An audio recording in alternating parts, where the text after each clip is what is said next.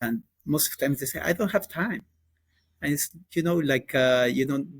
don't take in time to sharpen your axe if you need to put down 100 trees. It doesn't make sense. When I have more workload and more pressure, I force this Right. because, it allows me to be much more productive in the hours that I dedicate to work. Welcome back to Business Savages. Today, I have a special guest, someone who has witnessed my entrepreneurial journey with the product that I'm currently building. His name is Sergio, and I'm going to let him introduce himself. Hey, hi everybody, and thank you, Olya, for having me on this. My name is Sergio Borasino. I was born in Peru a few years ago, and I started my career in marketing, working in the corporate world. I was a brand manager for Procter & Gamble. I did an MBA in SEAT, and then I continued my marketing career working as category manager for Reckitt Benckiser in Belgium. Until one day I could not take anymore the corporate life, in the sense that even when it was very satisfying to get compliments from, your family and friends, and Right. getting the money was good. Mm-hmm. I was not happy. I was just, a little bit too annoyed by the bureaucracy that big corporations offer to you. On the other hand, I also thought that if I was making good money for others, I could make it for myself. So then I decided to go entrepreneurial, and that's a path that, or a choice that have taken me several places.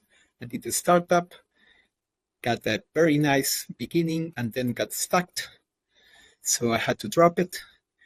Then I bought a small business that was in decay and was making only $500,000 revenues per year, and work on that one for 10 years, restructure the business and make it up to 10 million in sales, with 3 little companies within a little complex, right?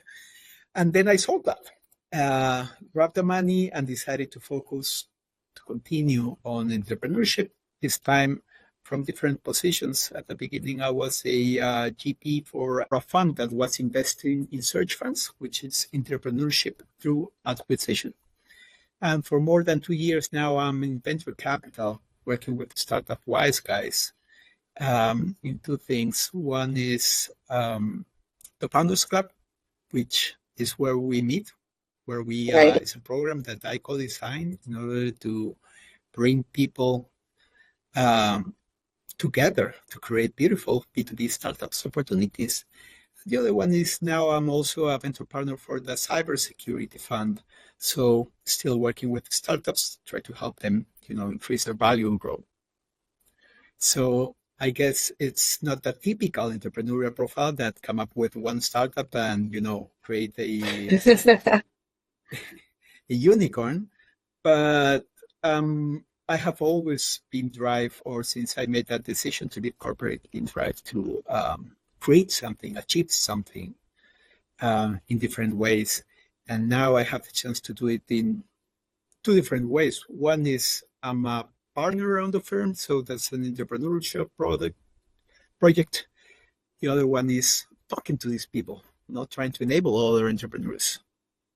Right. Right. I think it's a common denominator when people basically, enjoying some corporate life for a while, and then at some point they're like, it's not working out for me anymore. I've heard this many times. Same thing that has happened to me. Really enjoying, especially the corporate salary and all the perks that were coming with it. But it just was not satisfying. And at some point I was like, okay, something needs to change. Absolutely. To me, it was fun. Struck me in a restaurant. I was having lunch with the general manager of the company, which was my boss. And, like 5 years ago, I was admired the general manager. I wanted to be the general manager of a multinational. But after learning from close what was his day-to-day about, I Mm-hmm. just look around saw the manager of the restaurant, and I thought I'd rather be him, you know? That's a nice story. I think it also struck Yeah, me at it's some very point, but I do simple, not but remember when it was. That's good that you remember yours. yeah, I remember it perfectly, even what I was eating in that moment, because from out of the blue, it's just struck me like a thunder, and made me think and take decisions that I was postponing for a long, long while. Are you postponing it? Because it's a hard decision. You become a corporate slave if you want to be rough, right? And I think Right. this blog or this space is to be rough. Uh, they pay you well. You get recognition. They give you a company car. You get a bunch of employees under your, supervision, and there's a lot of fancy stuff going on. The problem is that there's a point in your life where you stop enjoying your day to day, and at the beginning you want to deny it. Then you Right. start playing with the idea, but get to the moment where you say, "Okay, I'm burning the bridges. I'm just quitting. I'm going to do this," and then you start getting a lot of messages from people saying like, "Don't do it, don't do it," and you need to follow your heart or your brain, whatever you want to choose. But in this case, I managed to align both. Um, it's not easy. It's definitely not, because I think everything that you're describing sounds like comfort, right? Or comfort zone. And you know that on the other side is discomfort. And it's very hard to consciously choose the discomfort. I absolutely agree. Now, something I wanted to comment is that in reality, most of us, if not all of us, are going to have to walk that path, because Hmm. corporate life now, it ends faster. When you are after 55 years old, your chances of continuing a corporate life, not really big Very chances low, for you, yeah. you know? Hmm. So you also need to take it into account that the earlier you do this, it's probably going to be easier for you. Oh, this is absolutely the regret that I'm having today. Because if I started this whole entrepreneurial journey early on, it would have been so much easier because I wouldn't have this whole, what called conflict of interest between the business and the kids, the small kids. Because I always have to choose, and most of the time, no matter what I choose, I'll guilt trip myself for the choice. So I'll be like, well, but I'm not spending enough time with my kids. Oh, well, I'm not advancing at all enough. And it's like, no matter what I do, I can't win. It's like one part, it always hurts. Absolutely agree. I was lucky enough to do it before having kids. So, I mean, if I got money for beers in those days, that was good enough. I Right. didn't need to be preoccupied about paying schools and, Mm-hmm. insurances and so on and so forth. So it was easier in that point in time. Right. Um, you got three of them, right? How old are they? Uh, so it's 18, 13, and 8. Okay. They're like well spread out. Mine are less than 2 years apart.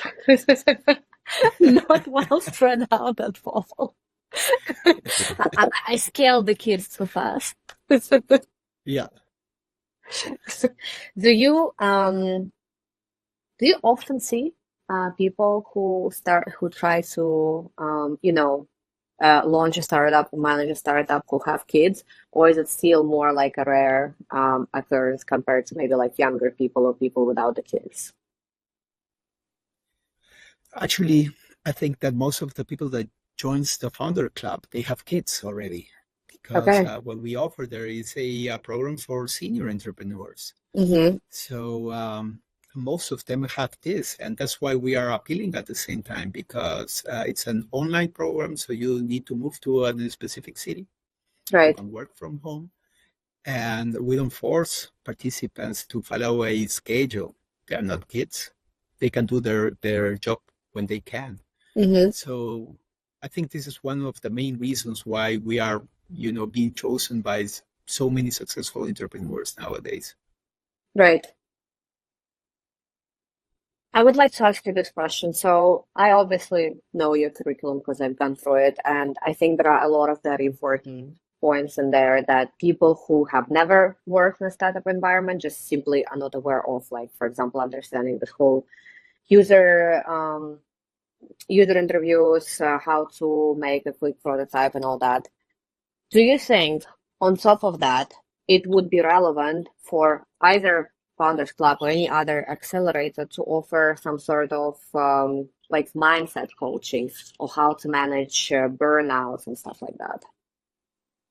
It's funny that you make that question because I'm considering to inject some of that into the program as we speak.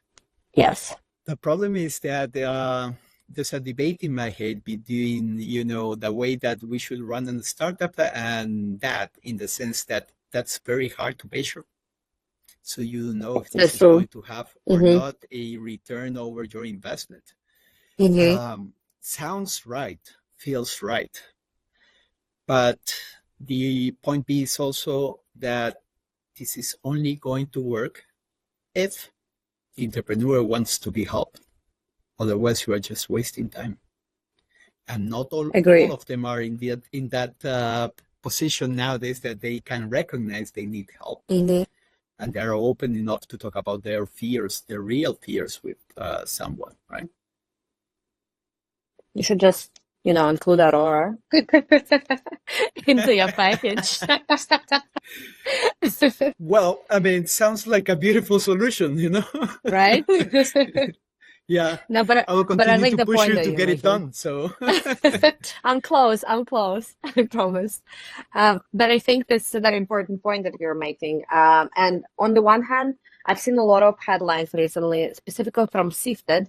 They have written multiple articles that talk about how specifically VCs are now taking this into consideration, like the founder well-being is being taken into consideration by VCs. They're trying to prevent burnouts and all of that. But they're kind of doing it surface level, as in like, oh, we're just going to give our founders the order rings or something else. Like kind of like, more like a Band-Aid fix for the broken leg. On the other hand, I totally agree with what you're saying, is that people need to be problem aware first. Like, for example, if an alcoholic doesn't realize they're an alcoholic, nothing is probably going to work, right?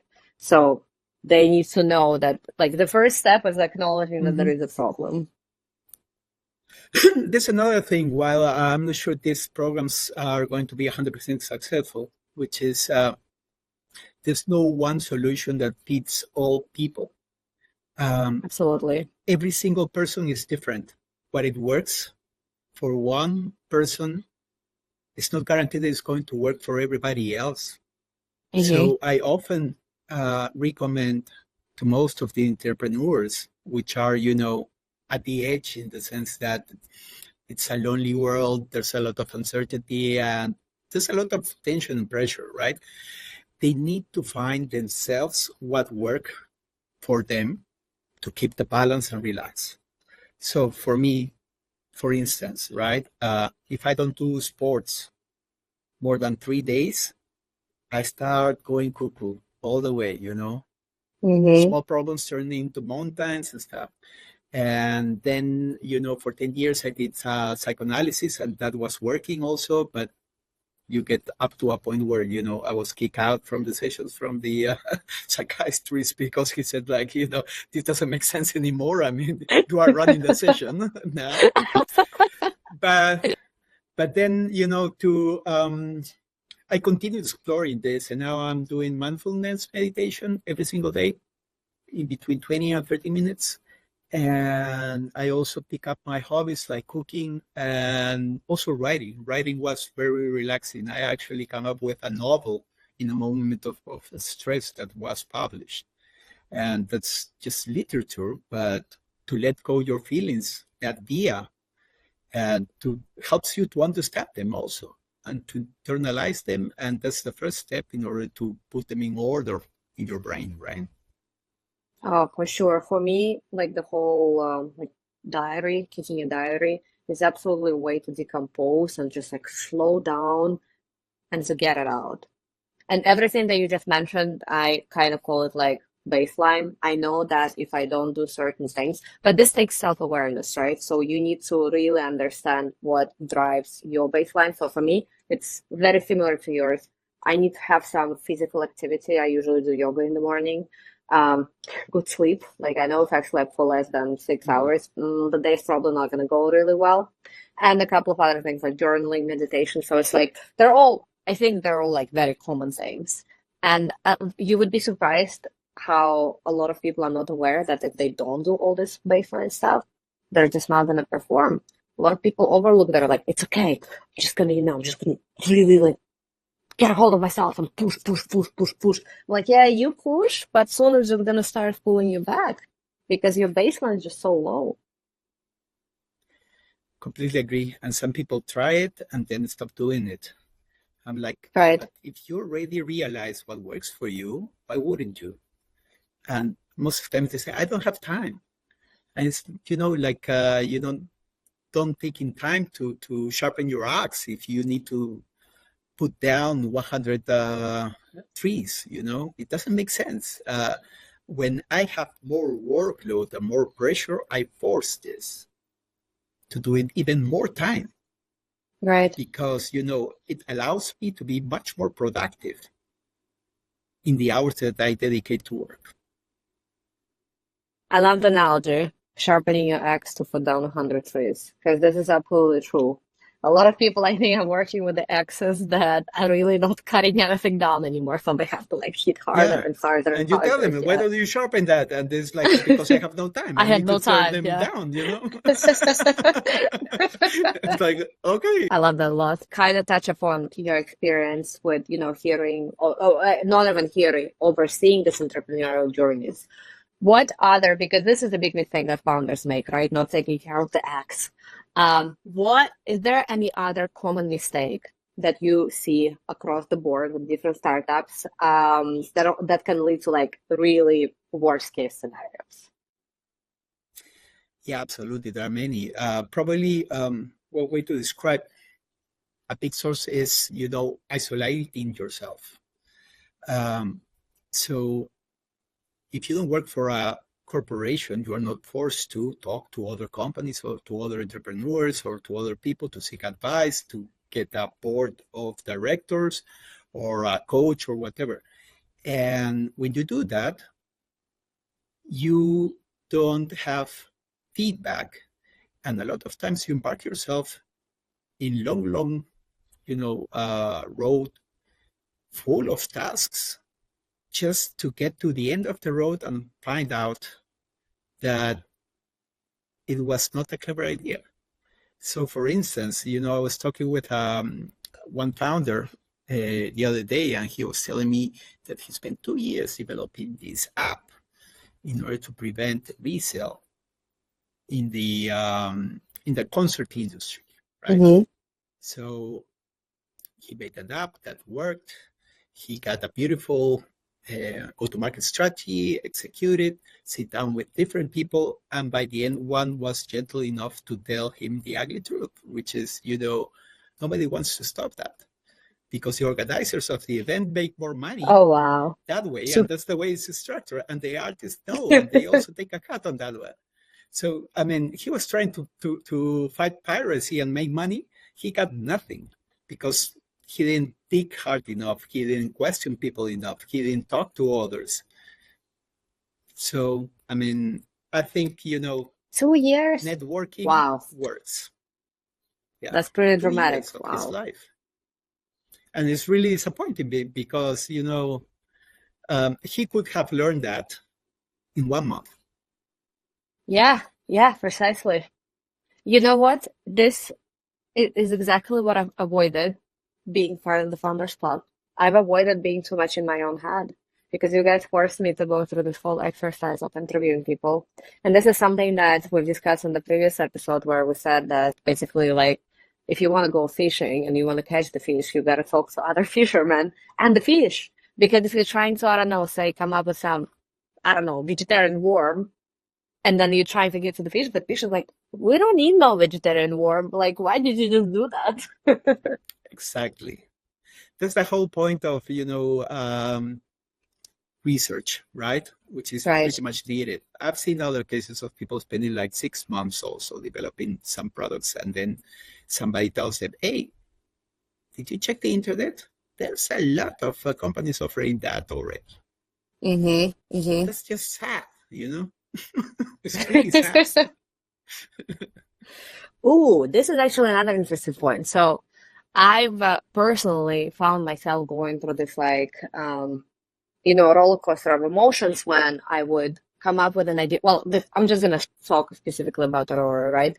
So when I was doing the competitor research, I was first like fascinated about how there was lack of certain tools, but then on the other hand, there was an abundance of tools in other areas. So I'd be like, oh my God, the market is already overpopulated. But I'm like, no, but that means that there is a need for that and people are using it. What is the like middle ground for this? How can we manage our roller coaster of emotions when it comes to that? That's a very hard question, in the sense that, I mean, I was when I advise in this sense, I say that, okay, if it's your passion and you really believe you can do it much better than the competitors, okay, go ahead.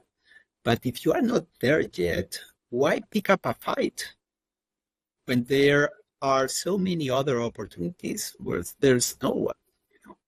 Right. So it's a balancing between passion and brains, I guess. Um, Nobody can guarantee you that you are going to be successful in either of these paths, right? So it's a mix. So I guess by the end of the day, your gut feeling is going to tell you um, what's the best path to choose, right? Do you think a venture being somebody's true passion, is that like a must have for a successful business? Somehow, yes. But I need to clarify. I mean, I can follow my passion working in the waste management industry, not because I like waste, but Mm-hmm. because I find a way to be interested. Maybe I create an environment in my company that, makes me happy. Maybe it's just about achievement. Maybe it's also looking to, things like you are helping the world to clean it up faster, stuff like that. You need to be motivated. You cannot work on something you hate. It's like, I Right. mean, I do smoke, but there's a lot of smoker haters. You cannot go and work for a smoking cigarette company, it doesn't make sense.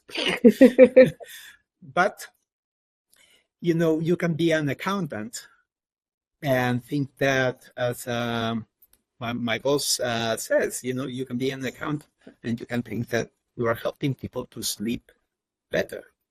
And if that makes it for you, then you can be passionate about it, about, you know, letting people just sleep better at night. It's a big gift. Right. I think it just eventually comes down to being able to serve, right? That's what I usually say. Like, if you know how you can serve others and at the same time maybe like make money along the way, that's probably like the formula for success. Yeah, you probably seen this drawing before where you have like, these diagrams of pen where you see Yes, the yes. balls. So Hmm. it's your passion, but it's also what you are good at and whatever it's needed. So in the middle, that's the sweet spot, right? Right, exactly. Speaking of sweet spots and maybe like also red flags, are you like able to spot problems within startups pretty quickly? As in like, yes, there is something more like from, I would say, soft skills perspective. Because of course, like from technicals, it's very easy. Like, oh, these people have not done market research, or these people have not talked to the users, yada yada yada. Is there like anything from the soft skills perspective that can raise like a red flag for you, and maybe like you wouldn't accept that person to the founders club, or maybe along the way in the founders club, you're like, I don't think it's gonna work out for them.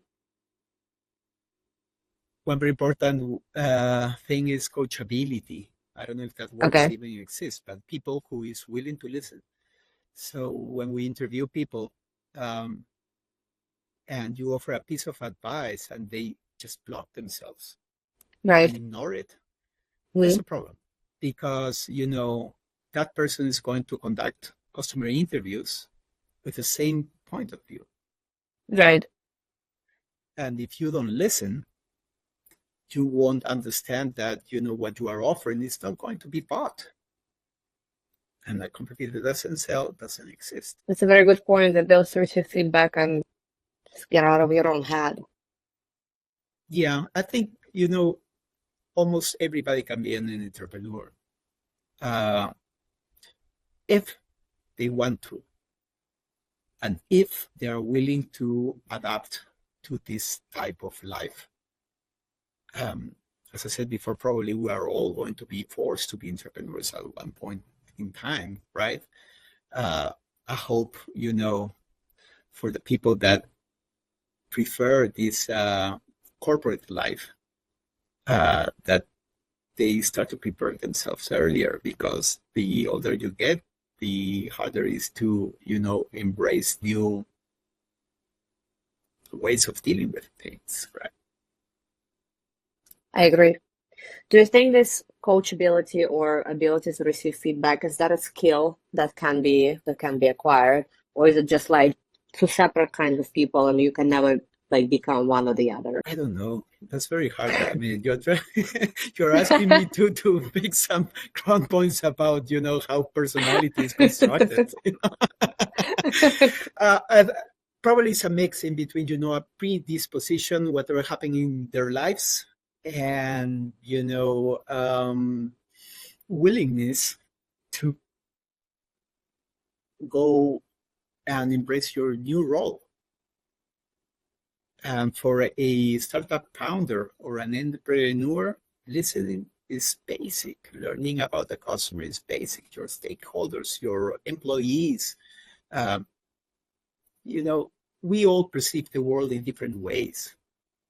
If you neglect that and you want to impose yours, I mean, you are not going to be successful with others Right. most of the times, right? There are always exceptions, right?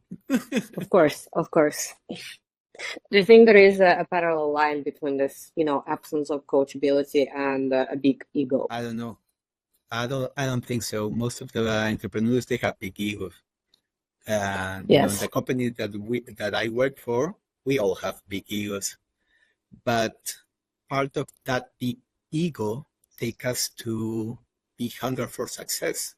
And we internalize, all of us, I think, that listening is a strategy to success, So even when we believe that we are great, we understand we are great because we listen. I've heard on a different podcast that people who are considered to be like super communicators, like people who are very persuasive and all of that, are actually the best listeners. And the reason why they got to being, great communicators is because they were great listeners at the very beginning. And so they honed in on, I guess, the active skills by developing those passive skills in the first place.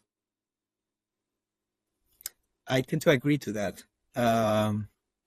But I think that to become, like a mayor speaker, you also need some practice, discipline, and coaching. You need to invest time together. Very few people are naturals. Do you think the ability to bounce back from failure, like some really big mistakes and all that, is an integral part of entrepreneurial success? Yes and no. Yes, because you need to be ready for that. And no, because when you have a big ego like me, you internalize that you didn't fail, you learn. So, I mean, you play yourself a mind trick to say, yeah, so we learn here that this is not working, so we move on. And we actually are proud of that, and we share it and say like, hey, look what I achieved. I learned this. I'm sharing with you, So we don't feel bad because of that. It's just part of a natural process. And every time we make a hard choice, we are sure that we're doing it in a way that we're going to learn about it and we have a plan B or a methodology to measure this in order to, cut your losses faster. Right. Well, technically it's called cognitive reframing, right? When you take one station and you just like turn around and put it in more positive light. But that also takes practice, of course. Like you can like the first, I don't know, 10, 15 times it happens to you, you'll probably still say, oh my God, I failed. I totally suck. And then when it happens the 15th time, you're like, okay, now I've learned. That's part of the journey. I mean, you need to change your mindset. So at the beginning, harsh, but then you get to a point that I'm describing, Since we introduced Founders Club, we tried a lot of things because it was a new line of business for us. Right. And what I constantly say is we learned about this, and this, and maybe other person will be ashamed to say like, hey, we made all these mistakes, right? We spent money on this and that, and it never brought more people to the program, or it didn't help, I'm more like, now we know where to go because we learned. Mm-hmm. What were maybe like a couple of really hard lessons that you've learned in In launching which and running the sense? Founders Club? Well, I don't want to repeat myself, but you need to listen, right? So listening is not only by, interviews, but also looking at the facts. So Okay. when we first designed this program, we thought, the idea was there's a lot of talent in corporate that Mm-hmm. might be feeling the way we felt in the past, that they're frustrated about bureaucracy and other corporate problems, and they are capable of making this world. So we created a program. The first version of the program was designed for people who was expected to continue in their corporate life and work at night. But then we ran the recruitment, and what I got is a set of beautiful, very clever people that they were in career transition already, and none of the Okay. ones that were still in corporate were engaged. So we just learned that, the first step is the hardest, which is to burn the bridge and Mm-hmm. come to this determination. And we cannot count on those. We rely now in recruiting people who actually already took that step and they are ready for this. Right. Goes back to the point about being trouble aware, right? Like, yes, I'm ready. I'm ready to work on this. Yeah. Yep. I mean, you want another example? Or? Yeah, that'll be great. Another thing that we learn, it's a constant path, right? So you also need to learn to question if the tools that you are using to listen are the ones that help or not. So we were sending surveys also, written surveys. And most of the times, a lot of people take the written surveys as a final definite answer, ignoring the bias that some of the respondents may have just out of sympathy Mm-hmm. for the others. There's no incentive for them to be harsh, right? So we started conducting one-on-ones also with the people where we smelled that were not being transparent. And then we got into real, meaningful feedback, right? Okay. Yeah, I think that makes sense. That's something that I've done myself because I could see the like the let's call them quantitative surveys were giving me some answers. They'll probably give me like 25% of the answers because and also some of the numbers were misleading because like I said, people were probably not being like truthful enough. They were answering what they thought I wanted to hear. And so in the interviews, the real answers came out. So for sure, it's like you gotta cover it 100%. Yeah, and this is an endless task in the sense that you also need to include diversity. I mean, when we run a program, we Yes. have more or less 20 nationalities, and what means for one nationality doesn't mean for the other one. So, Mm-hmm. for instance, when I was working at Procter& Gamble, we used to do customer interviews for diapers, right? And the difference in between a Argentinian and a Mexican was just stunning. Argentinians were very straightforward. So if 35% of the people in Argentina were to tell you that they were going to buy your product, you had a complete success.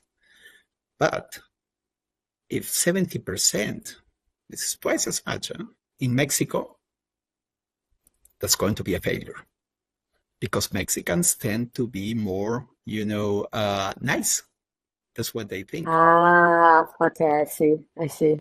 So you needed to somehow introduce that into the equation to realize what this really means. Now, Okay. think about, 150 countries and cultures and specific personalities. So it can be quite fun. Right. But then you also have digital nomad, immigrants, etc., where I think it becomes even more complex because then you have your original nationality, but then you've also acquired new things through living in a different country. So you become this like Pandora box. Nobody knows what's inside. Yeah, I like to call those people citizens of the world because somehow Okay, they yeah, that makes get sense. out from their cluster and open up and they start learning and reapplying, right? Mm-hmm. Those are special and those are the kind of people we like to work with also. I guess that about 50% of the people we have in each cohort, they have lived or they lived in a different country now. And that opens the mind in that sense a lot. That helps a lot. Diversity is definitely a strength. Oh, for sure. I think what opens your mind a lot is also learning a different language. For sure, for me, it has been like it just changed the way I think. Because at this point, I speak, well, almost four languages, and it's just like fascinating because it just like changes the way you see the world. Yeah, I mean, the language is the operating system in your brain. Mm-hmm. So if you try Precisely. a new one, you can get to different answers, right? Exactly. Exactly. I fully agree with that. I devoted myself to study many languages in the past, and even when you lose them because you don't utilize them on a day-to-day basis, the structure still remains in your Still head, there. Yeah. Mm-hmm. and that helps. Yes. Do you have examples of founders or teams that, for example, come to Founders Club with one idea, they run with it, doesn't work out, and they come back with a totally different idea? Yes.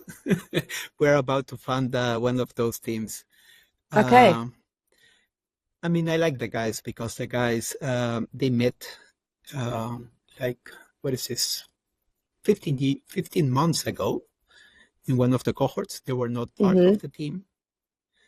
Both of the initiatives that either of them were working separately failed for one reason or the other.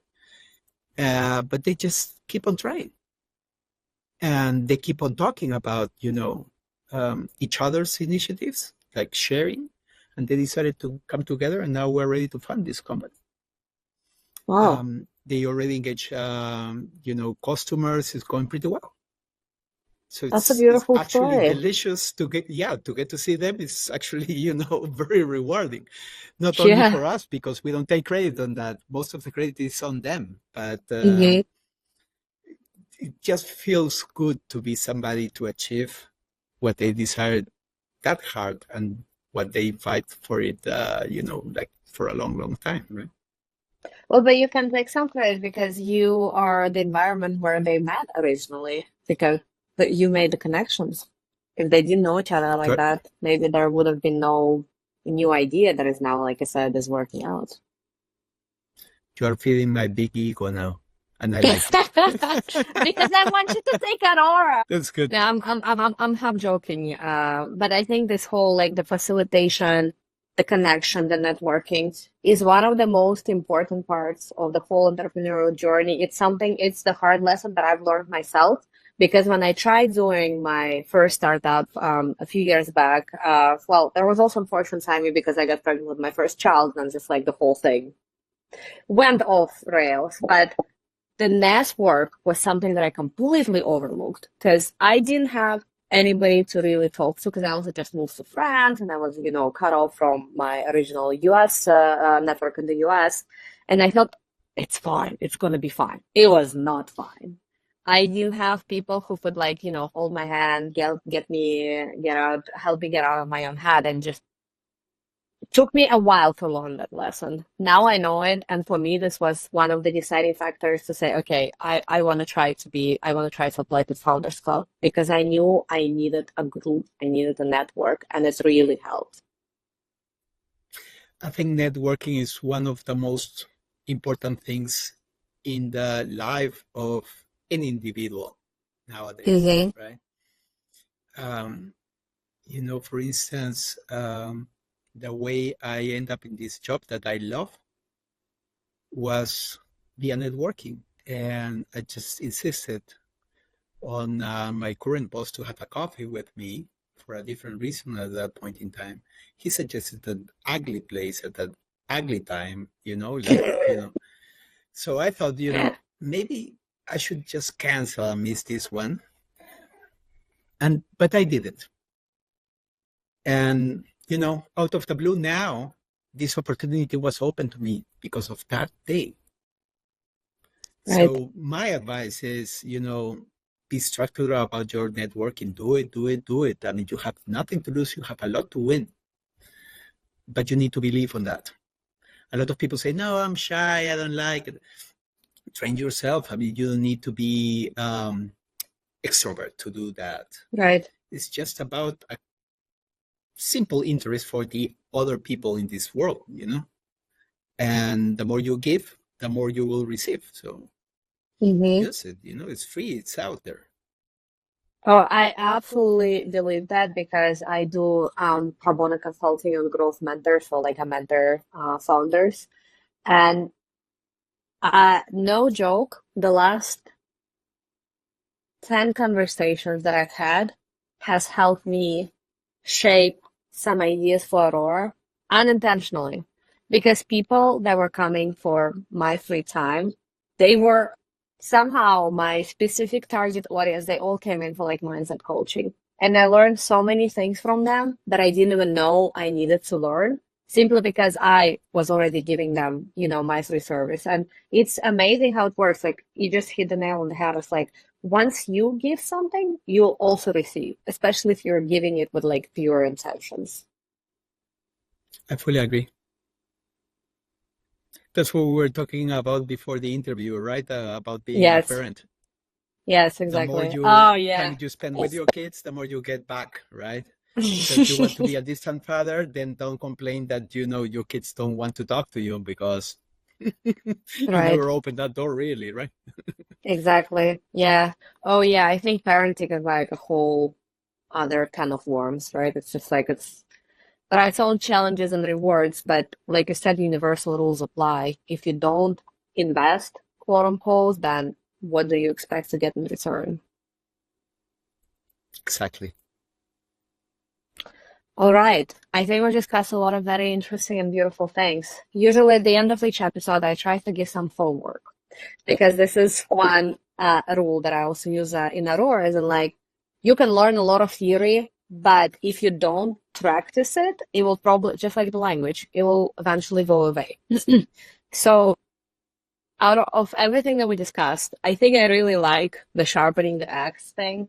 So I would say one piece of homework will be, please go and sharpen your axe. You'll be able to cut down the trees a lot faster and a lot more efficiently. Would you agree with that? Would that be a good homework? Yeah, I think it's a great homework, and I think that should start by people trying to internalize that they are not wasting time, they're saving time. Right. If you internalize that one, then it's easier to go ahead and do it, right? Exactly. And I really like the other point that you brought up about this cognitive reframing, as in like you don't fail, you learn. I would say this will be the second piece of the homework, as in look back at a few recent situations where you thought you failed and try reframing them into a learning experience. Would that be another good homework? I think so too. Yeah, I mean, it helps you to look things from a different perspective. As cheap as the phrase of the glass half full Mm, or half empty, yeah, right? yeah. All right, And that helps. Positivity sticks around, so for sure. why not? Any last words of wisdom for the listener? Keep trying, burn the bridges, follow your passion, and network. Yes, that's a good one. How can they apply? Is people want to apply for the Founders Club? What's the best way to go? To the website? Absolutely. Let's go to the startupwiseguys.com website, look at the programs. You will see a list. Probably the most interesting one is Founders Club. And you have all the information there. If you apply, which doesn't cost and takes 5 minutes, you will probably be invited for an interview where you can, share. The purpose of that meeting is, for us and the candidate to assess if we can help each other. We try to be very honest and transparent because what we are trying to build there is a 10-year relationship. So without transparency, we won't get there. Right. Last question to save everyone a lot of time. Who should not apply for the Founders Club? Somebody who doesn't want to be an entrepreneur, I guess. There's two things you need. One is the capability. So, most of the people has capabilities, but you need to frame it in the right direction, right? If you're an artist, don't apply to the Founders Club if you don't have this entrepreneurial spirit, right? But if you Right. do, that's good enough. The other one is mindset. It's the commitment, be serious about it. If we see people not committed, they're not going to get anywhere. I know how the story ends. I have seen it many times. They apply, they start, in the middle, they got stress from other sources, and they quit. So they wasted their times and hours, Yeah, I totally get that. My rule of three golden C's is commitment, consistency, community. This is the hard lessons that I've learned in the last few years. Without these I three, like that. thank you.